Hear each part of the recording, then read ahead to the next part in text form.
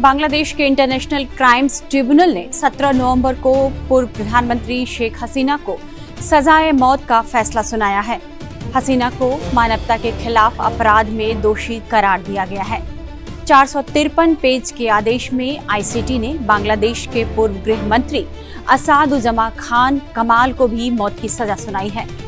ICT ने उन्हें पिछले साल जुलाई अगस्त में हुए हिंसक विरोध प्रदर्शन को हिंसक तरीके से कुचलने और करीब 1400 प्रदर्शनकारियों की मौत का जिम्मेदार ठहराया है। भारत में रह रही शेख हसीना ने सजा के बाद कहा कि मैं डरने वाली नहीं हूँ, मुझ पर लगे सभी आरोप झूठे हैं। फर्जी अदालत ने मेरे खिलाफ सजा का ऐलान किया है। इस फैसले के बाद बांग्लादेश की अंतरिम मोहम्मद यूनुस सरकार ने हसीना के प्रत्यर्पण की मांग कर दी है। बांग्लादेश के विदेश मंत्रालय ने भारत सरकार से शेख हसीना को बांग्लादेश को सौंपने को कहा है। बांग्लादेश सरकार ने कहा है कि बांग्लादेश के विरुद्ध अपराधों के दोषी इन व्यक्तियों को शरण देना एक गंभीर उल्लंघन है और न्याय का उपहास होगा। हम भारत सरकार से इन दोनों दोषियों को तुरंत बांग्लादेशी अधिकारियों को सौंपने का आग्रह करते हैं। शेख हसीना को सौंपने के लिए दोनों देशों के बीच 2013 की संधि का हवाला दिया गया है। इस संधि का मतलब यह है कि अगर भारत का कोई अपराधी बांग्लादेश चला जाता है तो वहां की सरकार को उसे भारत को सौंपना पड़ेगा। ठीक इसी तरह अगर बांग्लादेश का कोई अपराधी भारत में पकड़ा जाए या फिर वहां से भागकर यहाँ आ जाए तो उसे लौटाने के लिए बांग्लादेश अपील कर सकता है। यानी भारत पर शेख हसीना के प्रत्यर्पण का दबाव बना हुआ है। हालांकि भारत ने इस पर दो टूक जवाब दिया है और कहा है कि पड़ोसी होने के नाते हम बांग्लादेश के लोगों के साथ हैं। हम बांग्लादेश में लोकतंत्र और स्थिरता के पक्ष में हैं। इंटरनेशनल क्राइम्स ट्रिब्यूनल के फैसले के बाद यह सवाल उठ रहे हैं कि क्या भारत शेख हसीना को सौंप देगा, जो पिछले 5 अगस्त से भारत में हैं और यहाँ राजनीतिक शरण लिए हुए हैं। क्या भारत को शेख हसीना को बांग्लादेश को सौंपने के लिए मजबूर किया जा सकता है? ऐसे कई सवाल हैं जो उठ रहे हैं, लेकिन समझने की बात यह है कि बांग्लादेश ने जिस संधि का हवाला भारत को दिया है उसे मानने के लिए भारत बाध्य नहीं है। दरअसल जेनेवा कन्वेंशन के अनुसार प्रत्यर्पण की संधि राजनीतिक शरण पर लागू नहीं होती है।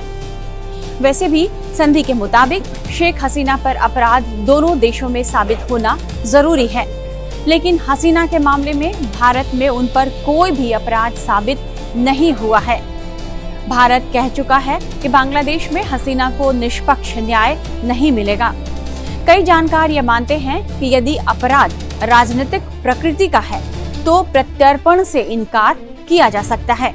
मौजूदा अंतरिम सरकार के सलाहकार मोहम्मद यूनुस शेख हसीना के राजनीतिक विरोधी माने जाते हैं, इसलिए भारत आसानी से यह तर्क दे सकता है कि यह पूरा मामला राजनीतिक है।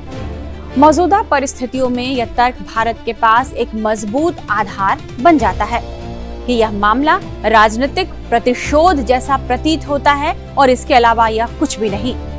ऐसे में प्रत्यर्पण पर भारत जो फैसला लेगा उसे बांग्लादेश को मानना ही पड़ेगा।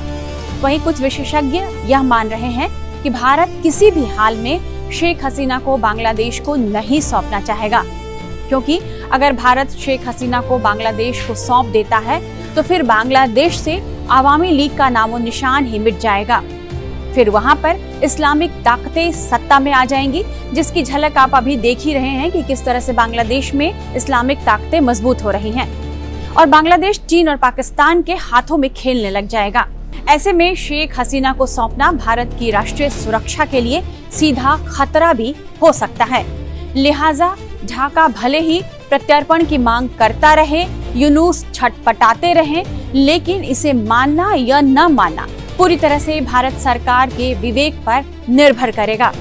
इसलिए यह मानकर चला जाए कि भले बांग्लादेश जितनी रट लगा ले, भारत किसी भी हाल में अभी शेख हसीना को ढाका के हवाले नहीं करने वाला। दूसरी तरफ शेख हसीना को मौत की सजा जिस कोर्ट ने सुनाई है उसे लेकर भी सवाल खड़े हो रहे हैं। इंटरनेशनल क्राइम्स ट्रिब्यूनल को शेख हसीना ने ही 2010 में बनाया था। इसी कोर्ट ने उन्हें मौत की सजा सुनाई है, लेकिन इस ट्रिब्यूनल की वैधता को लेकर दुनिया भर में सवाल उठ रहे हैं। दरअसल इस कोर्ट का नाम भले ही अंतर्राष्ट्रीय क्राइम्स ट्रिब्यूनल हो, लेकिन इसका अंतर्राष्ट्रीय कोर्ट या किसी भी ट्रिब्यूनल से कोई वास्ता नहीं है। माना जा रहा है कि कोर्ट का यह फैसला यूनूस सरकार के इशारे पर हुआ है और इसका टारगेट अवामी लीग को खत्म करना है। अवामी लीग को 6 महीने पहले ही बैन किया जा चुका है। पहले आरोप में आरोपी शेख हसीना को दोषी पाया गया है और आजीवन कारावास की सजा सुनाई गई। दूसरे आरोप में जुलाई 2024 में बांग्लादेश में हुए जन विद्रोह के दौरान लगभग 1400 नागरिकों की हत्या और लगभग 25,000 लोग घायल हुए। इस दौरान लोगों के खिलाफ घातक हथियारों, हेलीकॉप्टरों और ड्रोन के इस्तेमाल की वजह से आरोपी शेख हसीना को मानवता के खिलाफ अपराधों का दोषी पाया गया। खासतौर से अशुलिया में 6 लोगों की हत्या कर उनके शव जलाने और चांकड़ पुल में 6 लोगों की हत्या के मामले में उन्हें दोषी ठहराया गया। इन अपराधों के लिए उन्हें मृत्यु दंड की सजा दी गई।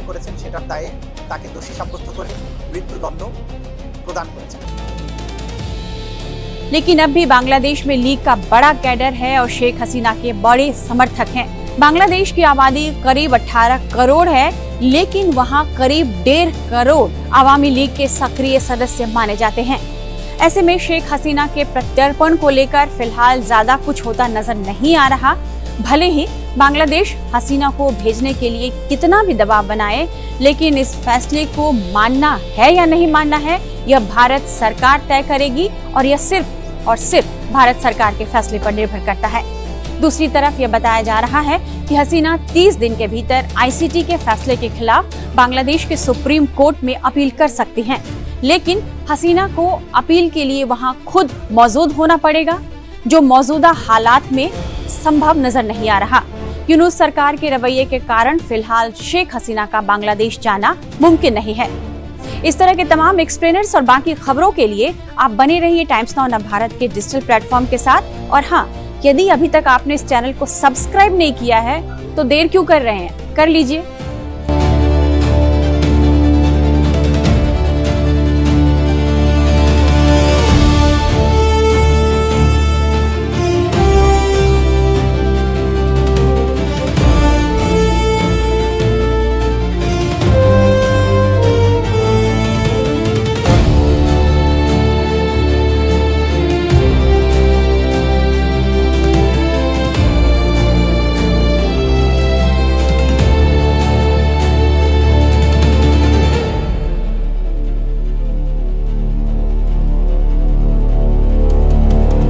For more of such videos, do like, share and subscribe to ET Now Swadesh.